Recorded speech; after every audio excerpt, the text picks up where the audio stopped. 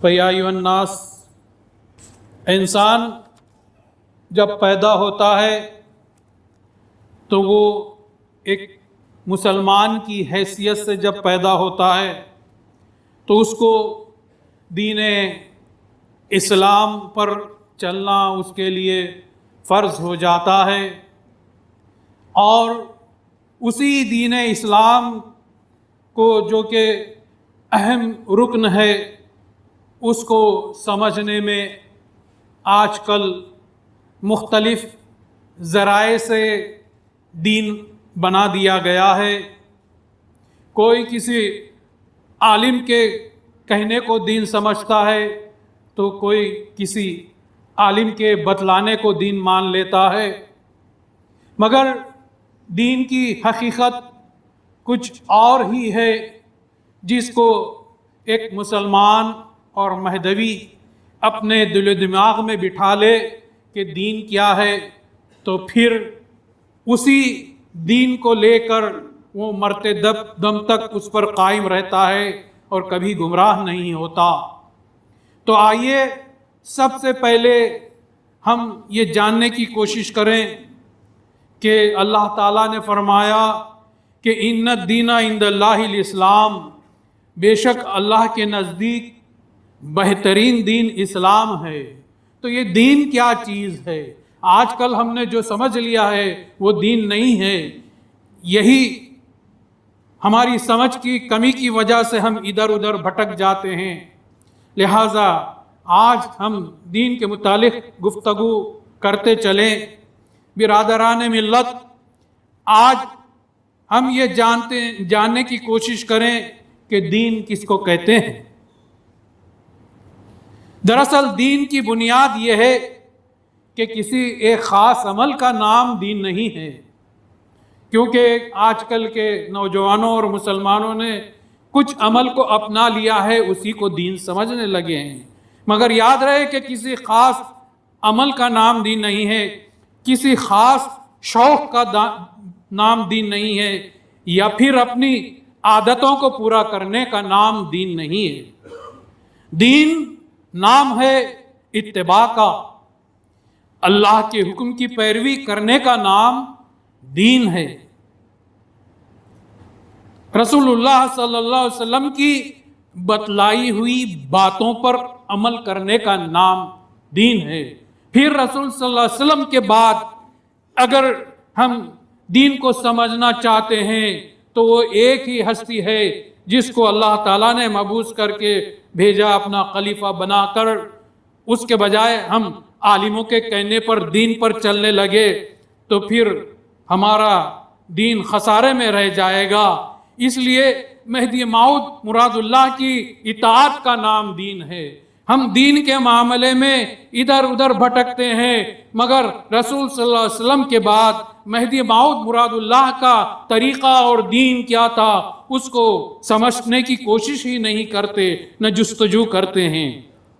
اللہ یا اللہ کے رسول یا اللہ کے خلیفہ جیسا کہیں ویسا کرنے کا نام دین ہے۔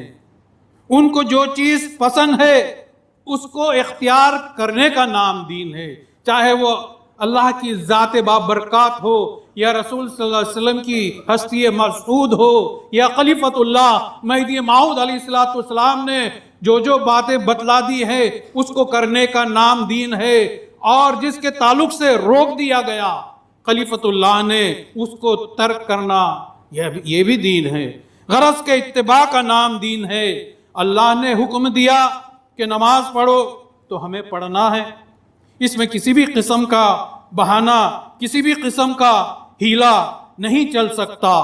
انسان کتنا ہی بیمار ہو، بستر مرگ پر ہو، مرنے کے قریب ہو، تب بھی نماز معاف نہیں ہے۔ ہاں البتہ اس کے لیے اللہ نے یہ آسانی فرما دی ہے کہ کھڑے ہو کر نماز نہیں پڑھ سکتے، اس کی طاقت نہیں رکھتے تو بیٹھ کر نماز پڑھو، بیٹھ کر نماز پڑھنے کی طاقت نہیں تو لیٹ کر نماز پڑھو، اور بیماری کی وجہ سے وضو نہیں کر سکتے تو تیمم کر لو۔ دیکھیے کہ اللہ تعالیٰ نے دین میں کتنے ذرائع اور آسانیاں بتلا دی ہیں، और अगर कपड़े पाक साफ नहीं रख सकते तो बहालत मजबूरी ऐसे ही नमाज पढ़ लो, मगर नमाज किसी भी हालत में माफ नहीं है। जब तक इंसान के दम में दम है, सांसें उसके जिस्म में बाकी हैं, नमाज पढ़नी है। हुजूर नबी करीम सल्लल्लाहु अलैहि वसल्लम मासूमुल खता सरदार अंबिया थे, मगर फिर भी आप सल्लल्लाहु अलैहि वसल्लम कभी कभी ऐसे नमाज पढ़ते कि आप सल्लल्लाहु अलैहि वसल्लम के पैरों पर वरम आ जाता था। हुजूर इमामुल कायनात मीरा सैयद मोहम्मद महदी मौऊद अलैहिस्सलातु वस्सलाम 12 साल जज्बे में रहे, मगर नमाज के वक्त आपको होश आ जाता और आप अलैहिस्सलाम वजू फरमाते और नमाज अदा करते थे। ये अल्लाह का लाख लाख शुक्र है कि अल्लाह ताला ने इंसानियत को अबदियत का मुकाम अता किया, जिससे ऊंचा और कोई मुकाम नहीं है। और ये अबदियत अल्लाह की बंदगी का मुकाम है। अल्लाह ताला ने हुजूर सल्लल्लाहु अलैहि वसल्लम को मुख्तलिफ नामों से पुकारा है। कुरान करीम में कहीं पर शाहिद कहा, कहीं मुबश्शिर कहा, कहीं नज़ीर कहकर पुकारा, मगर जहां मेराज में अल्लाह ताला ने हुजूर सल्लल्लाहु अलैहि वसल्लम को आसमानों की सैर के लिए बुलाया, अपने करीब बुलाया, तो वहां बंदा कहकर बुलाया। सुबहानल्लज़ी असरा बि अब्दिही, पाक है वो जात जो ले गई अपने बंदे को। इसलिए इंसान का सबसे ऊंचा मुकाम अबदियत का मुकाम है। ये मुकाम अल्लाह ताला के सामने बंदगी, शिकस्तगी और आजिज़ी का मुकाम है, और यही दीन है। दीन क्या है? दीन इत्तिबा का नाम है, दीन पैरवी का नाम है। अल्लाह का हुक्म हो या रसूल सल्लल्लाहु अलैहि वसल्लम की इत्तिबा हो, या महदी मौऊद मुरादुल्लाह का तरीका हो। हजरत अवैस करनी रहमतुल्लाहि अलैह को कौन नहीं जानता? आपके मुकाम और मर्तबे का क्या पूछना। कौन ऐसा मुसलमान होगा जो हुजूर सल्लल्लाहु अलैहि वसल्लम के दीदार की तमन्ना न रखता हो? किसको हुजूर सल्लल्लाहु अलैहि वसल्लम की ज़ियारत की तड़प नहीं होती? हजरत अवैस करनी आप सल्लल्लाहु अलैहि वसल्लम के दौर में मौजूद हैं, कोसों और मीलों दूरी के फासले पर रहते हैं। आप सल्लल्लाहु अलैहि वसल्लम को और आपको हुजूर सल्लल्लाहु अलैहि वसल्लम के दीदार की तमन्ना जाग उठी। आप सल्लल्लाहु अलैहि वसल्लम से मुलाकात के लिए और आप सल्लल्लाहु अलैहि वसल्लम के एक लम्हे के दीदार के लिए बेताब हो गए। लेकिन हुजूर सल्लल्लाहु अलैहि वसल्लम का आपको हुक्म मिला कि तुम्हें यहाँ नहीं आना है, तुम्हें अपनी माँ की खिदमत करना है। अब माँ की खिदमत हो रही है और हुजूर सल्लल्लाहु अलैहि वसल्लम का दीदार छूट रहा है।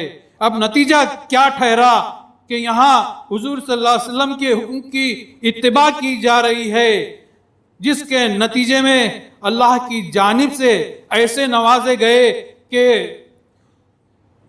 जो सहाबी रसूल सल्लल्लाहु अलैहि वसल्लम आपकी खिदमत में आते जाते रहते थे और हुजूर सल्लल्लाहु अलैहि वसल्लम के दीदार से मुशर्रफ होते थे, वो सहाबी आकर हजरत अवैस करनी से दुआएं करवाते हैं। अगर अवैस करनी ने उन उम्मतियों के लिए दुआ कर दी तो वो दुआ बारी ताला कबूल करने वाला है।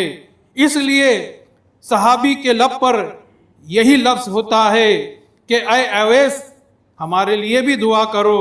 हुजूर नबी करीम सल्लल्लाहु अलैहि वसल्लम ने चूँकि हुक्म दिया था, इसलिए अवैस करनी नबी करीम सल्लल्लाहु अलैहि वसल्लम की इत्तिबा में अवैस करनी के पास जाकर दुआएं करवाते हैं। और क्यों ऐसा बुलंद मुकाम आपको अता किया गया? बड़ी गौर तलब बात है कि हुजूर सल्लल्लाहु अलैहि वसल्लम के दीदार की तमन्ना तो अवैस करनी की खुद अपनी थी, मगर अपने शौक अपनी तमन्ना को हुजूर सल्लल्लाहु अलैहि वसल्लम के हुक्म के आगे आपने तर्क कर दिया, छोड़ दिया। हुजूर नबी करीम सल्लल्लाहु अलैहि वसल्लम की इत्तिबा और पैरवी में आपने आपके दीदार के वो लम्हे को छोड़ दिया। अवैस करनी ने हुजूर सल्लल्लाहु अलैहि वसल्लम के हुक्म की पैरवी में ही مدینہ جانا ترک کیا، کیا بات تھی؟ یہی تو اتباع ہے، یہی پیروی ہے، اور اسی کو دین کہا جاتا ہے۔ جیسا کہ پہلے عرض کیا گیا کہ اللہ کے حکم کے اتباع کا نام دین ہے، رسول اللہ کی بتلائی ہوئی تعلیمات کا نام دین ہے، مگر آج کل ہم جس بات کو ماننے سے کمزور پڑتے ہیں، مہدی موعود خلیفۃ اللہ کی باتوں کو ہم دیکھتے ہی نہیں ہیں۔ خلیفۃ اللہ مہدی موعود علیہ السلام کے بتلائی ہوئی تعلیمات پر عمل کرنے کا اور اتباع کا نام بھی دین ہے۔ دین اس کو کہتے ہیں کیونکہ رسول اکرم صلی اللہ علیہ وسلم نے خلیفۃ اللہ مہدی موعود علیہ السلام کے تعلق سے فرما دیا تھا کہ اللہ تعالیٰ نے بندے سے دین کی ابتدا کی ہے اور اللہ تعالیٰ دین کو ختم کرے گا مہدی پر۔ تو اس حدیث سے بھی یہ ظاہر ہوتا ہے کہ مہدی خلیفۃ اللہ کی اتباع کا بھی نام دین ہے۔ اس کے آگے ہم کسی عالموں اور مفتیوں کے بتلائے ہوئے دین کو ہمیں اختیار نہیں کرنا ہے، بلکہ مہدی خلیفۃ اللہ کے فرمان کو بھی دیکھنا ہے۔ اور دین اس کو کہتے ہیں کہ اللہ اور اس کے رسول جن جن باتوں کے کرنے کا حکم دیں وہ ہمیں کرنا ہے، اور جن جن باتوں کے کرنے سے اللہ اور رسول منع کریں اسے چھوڑنا ہے۔ حج کے موسم میں تمام مسلمانوں کو حکم دیا جا رہا ہے، تمام مسلمان سلے ہوئے کپڑے نہ پہنے، صرف 2 چادر یعنی احرام میں اللہ کے گھر کو آئیں۔ تو یہ حکم ہے، اس کی پیروی کرنا ہے اور کرنی پڑتی ہے، اسی کا ہی نام تو دین ہے۔ عشق تسلیم و رضا کے ماں سوا کچھ بھی نہیں، وہ وفا سے خوش نہ ہو تو پھر وفا کچھ بھی نہیں، چاہے وہ وفا اللہ سے ہو، چاہے وہ وفا رسول اللہ سے ہو، چاہے وہ وفا مہدی خلیفۃ اللہ سے ہو۔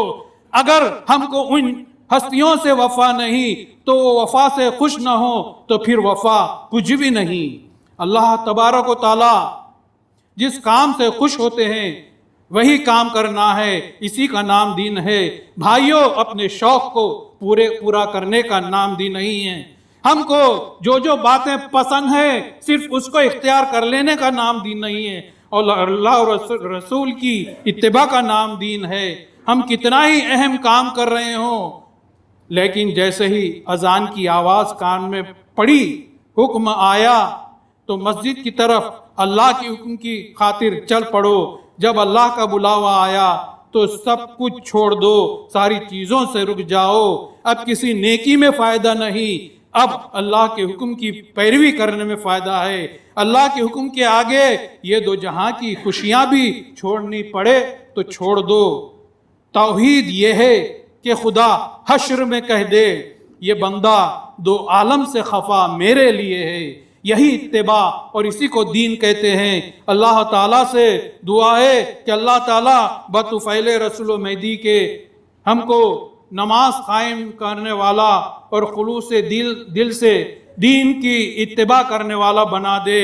ہم کو اللہ تعالیٰ رسول اکرم صلی اللہ علیہ وسلم کی بتلائی ہوئی حکم کی اتباع کرنے کی توفیق عطا فرما، اور ہم کو مہدی خلیفۃ اللہ کی بتلائی ہوئی تعلیمات پر عمل پیرا ہونے کی توفیق عطا فرما۔